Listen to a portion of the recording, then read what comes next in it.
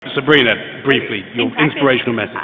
When I want to motivate myself to do more, I think what have I done lately? But when it comes to, I guess, the optimism, it's more if there's a particular task I want to do and I haven't been able to do it, and I see that somebody else has done it, then if they can do it, I can do it. So it's more like that. They can do it, I can do it. Okay. What an extraordinary and exciting conversation to have here, and I want to thank my panel, and I want to thank all of you, both women and men, for being here and taking part in this, because this is an issue not just for women, it's an issue for men as well, and leave here knowing that by empowering women, we empower Saudi Arabia's economy and make Saudi Arabia ready to face the future.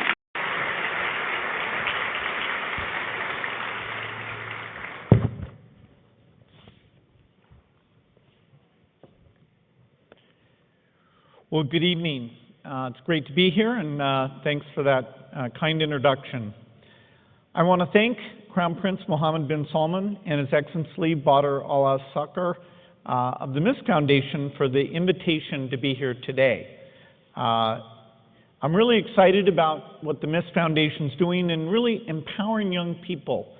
And that's why I was so enthused to make a special visit here and join you today. This is a very important topic, getting youth to show us the future, to help them to feel empowered.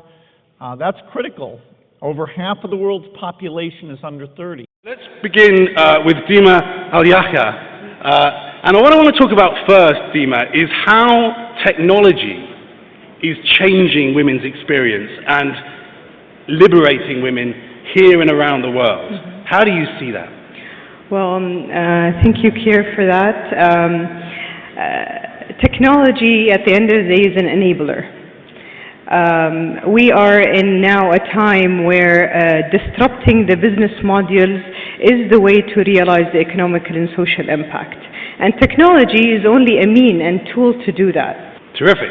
So, Nufal Rakan, are we saying then that one of the advantages of liberating and empowering women is that although the technology is changing, when you have women's perspective, they can come up with solutions to issues that perhaps men just do not see? That's a difficult question. I think what technology did for a lot of women, it increased their participation in the labor market. And that is on its own is a big improvement. And the Saudi government realized that a lot of women, especially in the remote area, will really have problems in women employment. That the only way is to include women is to include them in the e-labor market.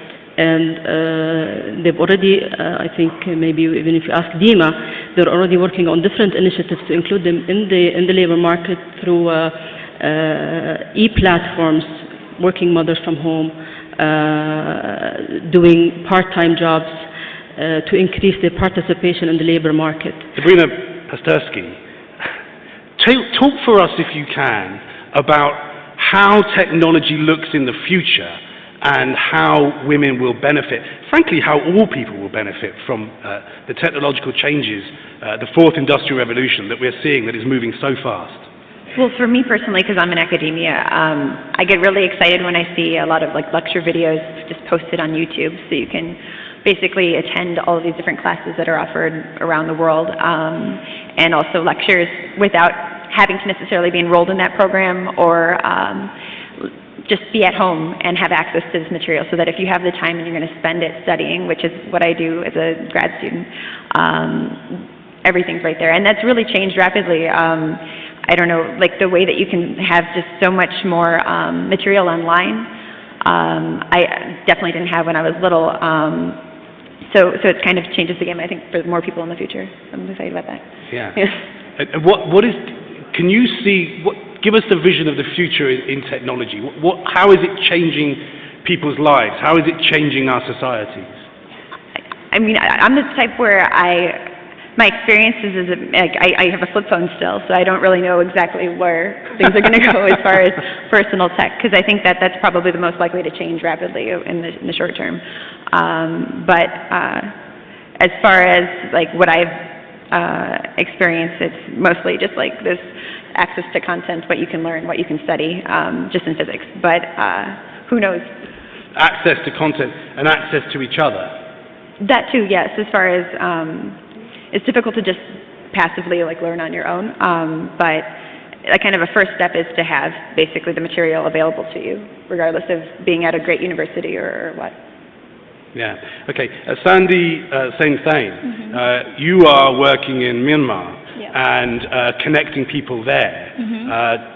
Give us the picture from there about how technology is changing women's lives. Yeah, so first of all, Myanmar is, we are in Southeast Asia, is one of the developing countries, and we can say like we are in the very early stage of digitalization, because we just started using all these mobile technology from 2012 very widely, and the country is opening up and is growing so fast. So we are very curious, very happy about all these tools called technology. Seema, can you talk about how you see women's empowerment in the Saudi context? Where is it important to recognize that it's the same for all, and where is it different? Where does it need to be different here? Well, actually, I see that we have to start with the female herself and the women themselves. Now, successful women, and that's a study, that successful women in a male-dominant workplace always tend to feel that they are vulnerable, under-listened, under-utilized, and also underestimated. The thing is that from my experience, I see smart and talented females, they have a bigger obstacle to overcome, which is believing in themselves and believing in their abilities. And when we see men, on the other hand, we see them, they are more risk takers, they're more bold. Is that what, Sabrina, why don't you just take it from there? Because I love about you that, well, we all know that you are incredible, but you want to simply be called a physics grad student. So I know that you like to be presented that way, but you are the embodiment of a powerful, smart, empowered female. Definitely empowered. The question is, see, I mean, I'm a girl in theoretical physics, and I don't know, maybe the numbers are such that it looks like it's rare, but I wouldn't know what it's like to be a guy in the same position, so I can only judge based on my own experience.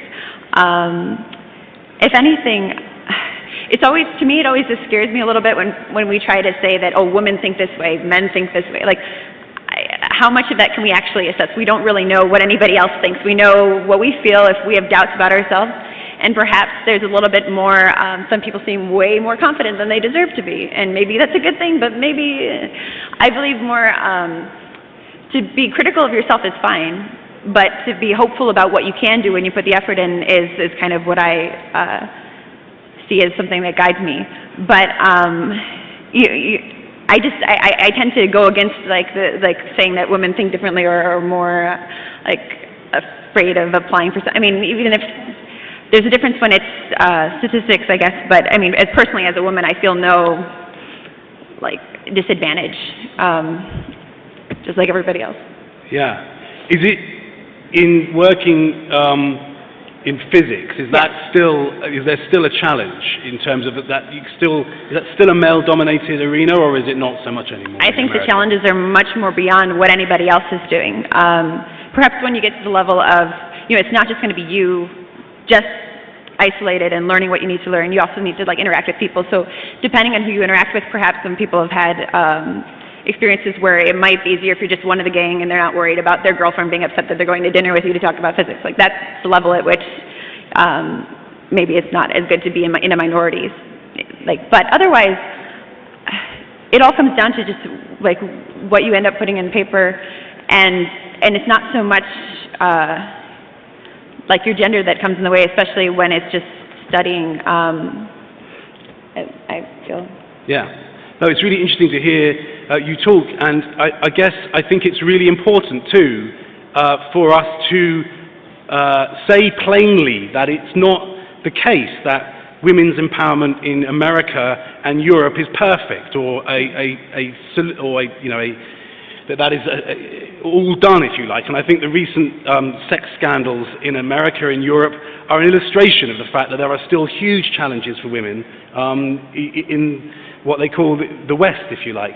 So, Uf, can you address that question of how, what does women's empowerment mean in the context of Saudi Arabia? First of all, I'd like to salute women. Really, I mean, we were just talking in the backstage yesterday. It was 3/4 men and 1/4 women. Today, it's completely half men and women. So I really salute women for coming today. Women empowerment, some people think it's just a taboo, that we're just talking about women empowerment because it's popular. It is a popular issue because there are problems arising from not empowering women. And I want to reiterate on what Dima said about the psychology.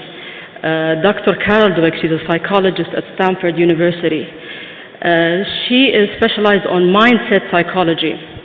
And she basically says that when we raise our kids, we usually keep telling the girls that they're smart and good. So they develop a fixed mindset that they're smart and good, so they don't try hard because they're smart and good. Whereas when we talk to our boys, young boys, and we keep telling them to try harder, so they keep trying harder. So they develop a non-fixed mindset or a growth mindset. So this transits to them through their entire life. This is why you see when women joining the workforce, many of them have high IQs, but they really lack the ability of, if I may say, the EQs, which is the emotional intelligence, which you basically really need. It works hand in hand with IQ. Emotional intelligence is your ability to manage your emotions, ability to manage other people's emotions, and to put them at the right context to, work around situations, because you don't have to be only smart. You have to be intelligent in how to talk to others, how to deal with problems, diffuse conflict. Women empowerment is an issue in Saudi Arabia, and the media has been focusing on, I would say, the least parts of it. We have 57 of our undergraduates are actually females, and it doesn't really get highlighted by the media. The growing labor economy is for women. If you ask most of the men here, what's your first choice of hiring? They would say, I would hire a woman, because women are more productive than men. I'm a woman, so I can say a lot about women. Sabrina, who were your mentors? Whose shoulders do you stand on? Were they men or women or both? And just talk about that.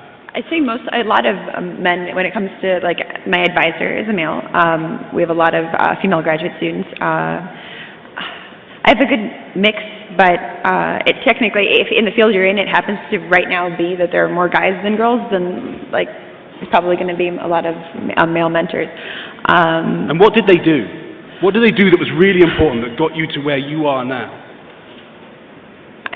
I mean, I think the thing is I never feel like they're doing anything special because I am female. I mean, I just feel like, I mean, it's empowering too to not feel different in the sense that, like, any criticism I get isn't because I'm a girl, or it's because I can be better, like that type of thing. It's like you don't want to feel. So actually, one of the things is that you are criticized just the same as anyone else, challenged just the same as anyone else. I feel so. I mean, I think that also it's believing that that's so.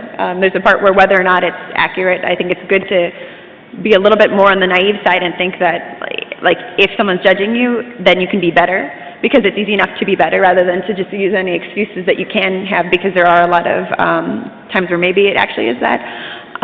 But I mean, my parents are very supportive of me. They've always encouraged me to just do whatever, and I think that's been great. And in the workplace, just got to learn. Another question. Over here, where's the microphone? One of the women in the audience. Great, go for it, on the left hand. Why don't we take 2 or 3 questions, if we can, just from across the sort of middle row here. I'm trying to see where the microphone is. Hello. Assalamu alaikum. My name is Shahada Bajwad and I come from New Zealand. I actually have something burning to say while everyone's here before I ask my question. And that is about leadership, women's empowerment, and youth empowerment in particular.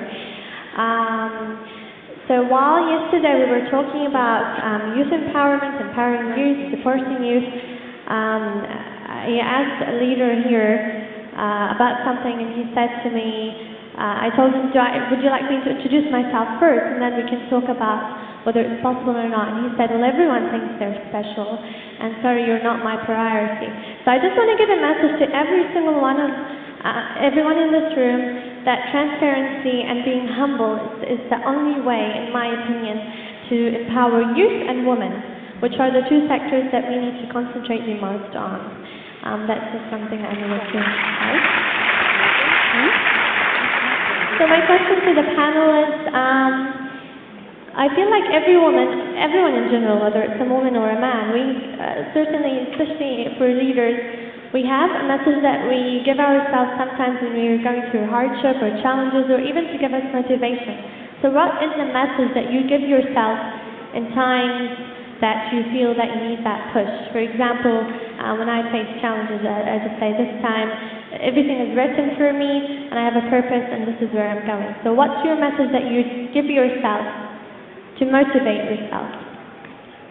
It's a great question. Can we just take a couple more questions before we... Can we bring the microphone up further front here?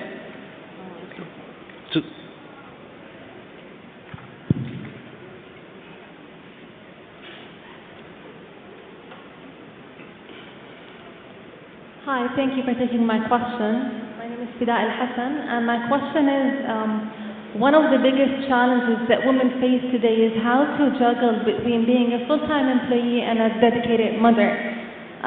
Based on my observation, I feel that most of the women that I know tend to take 2 to 3 breaks from being a full-time employee during the first couple of years. Most of the women tend to take 2 to 3 years of their life, dedicating their lives to caring and nurturing their firstborn child. And I feel that this is a couple of time that is being lost. I mean, definitely it doesn't put them ahead of the game between them and their male counterparts or male colleagues. So how do we solve that challenge? Thank you. Great. Well, let's have another question, if we can. Okay, a question from a man over here. Another brave man. Assalamu alaikum. My name is Nawaf Shashri, and you've spoken a lot about empowerment based on networking with women and stuff like that. But how can we improve empowerment based on like relations in the family? I have a younger sister, and I would like to know how I can nurture her skills and help her thrive in a professional environment, rather than watching me and my brother on the sidelines grow in the professional environment. Okay, that's great.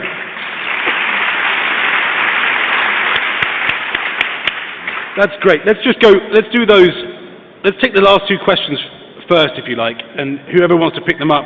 So I think it's a really good question. The dynamics within the family, absolutely crucial in working out, in thinking about how to empower women. And then a similar question on the same theme about being a mother and a worker. How do you manage that? Any one of you can take that. Go for it. Well, I guess women are gifted for being mothers and actually working at the same time. At the end of the day, family matters. Sabrina, what? Okay, well, I've kind of avoided both because I'm an only child, and I chose work over life. I probably, as an outsider trying to assess what would be the best thing to do in those situations, which I'm not in, I'd say like having affordable like childcare like right away, or as soon as like possible, would really even the playing field, because a lot of the grad students I know, when they have young children, it's the guys who are the grad student and their wife is at home for a little bit while they have the kid. And so it would be very difficult if I were where I am right now and had to be in that situation. So either changing perceptions on why after a certain amount of time when you actually need to like be right there with the kid, you can't have somebody else or the husband take care of the child more than the woman. As an outsider, I would think that would be a better change of perception, where you have to be the like mom instead of like what you were saying with having the other parents be more involved right away, so it's not just like the one burden. And then as far as having siblings do different activities, one thing I noticed sometimes, like I had a friend in high school where he did all of these like Bs, like geography B or whatnot, and the sister ended up not having to go through the same set of, I guess, competitions, and maybe just making sure that whatever opportunities you went through, your sibling also goes through. It's not just like, oh, we had one kid do that, good, we can check that off. I think that that's somehow important. Okay, great. Yeah, let me answer the family part. I don't have family yet, but I'm thinking quite often what would happen to my business if I happen to get married or have a children. Because in my country, it's like the woman have to take care of children, cooks, and all the home responsibility.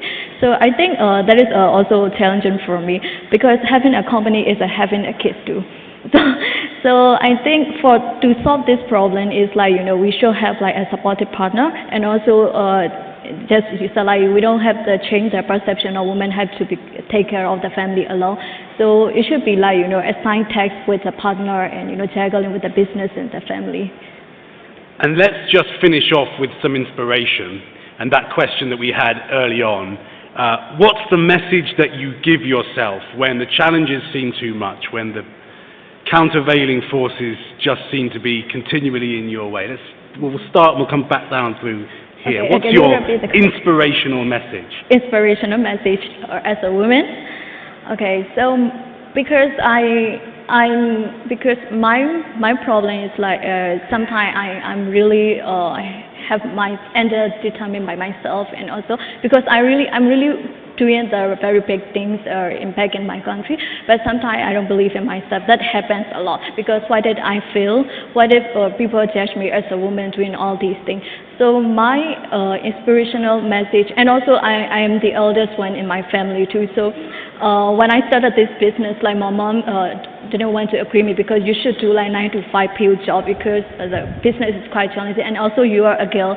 Sometimes you will, someday you will get married and you will be taking care of your home. You don't need to be a businesswoman, things like that.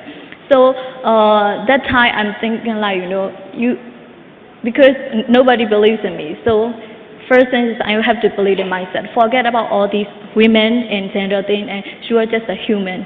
So you have to do things, that is that you have been dreaming for a long time, and also sometimes you have to forget that you are a woman, and so you just try as a man, work hard as a man, and sometimes decide as a man.